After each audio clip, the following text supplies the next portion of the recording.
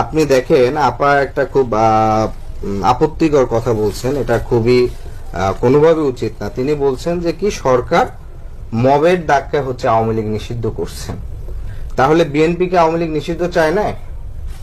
অবশ্য বিএনপি নিষিদ্ধ না চাওয়ার কাগজে কলমে চায়নি। বিএনপি বলেছে মানুষ তার ভোটের রায়ের মধ্যে দিয়ে আওয়ামী লীগকে বিলুপ্ত করে দিবে।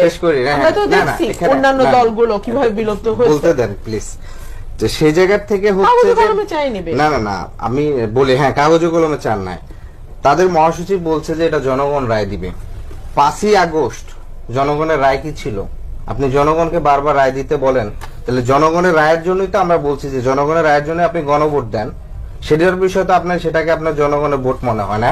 তো বিএনপির মনেটা হয় কি? বিএনপির মনেটা হচ্ছে হাতে বেশি সময় নেই। হ্যাঁ, পুরো স্টেট যেভাবে চলছে, অর্থাৎ রাষ্ট্রপতি আওয়ামী লীগ থাকবে, মুজিববাদী সংবিধান থাকবে, শুধুমাত্র চেয়ারের জায়গায় চেয়ারপারসন চেঞ্জ হবে, তাহলে সবকিছু পরিবর্তন হয়ে যাবে। এই যে চিন্তা, সেটা হচ্ছে সবচেয়ে বড় সংকট। আপনি দেখেন বিএনপির এক দফার আন্দোলনের জন্য ফ্যাসিবাদী লড়াইতে তার হচ্ছে 28 জন মারা গেছে। 28 অক্টোবরের পর থেকে 7ই জানুয়ারি পর্যন্ত টোটাল 28 জন মানুষ মারা গেছে।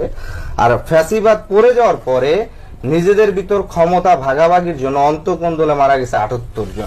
তাহলে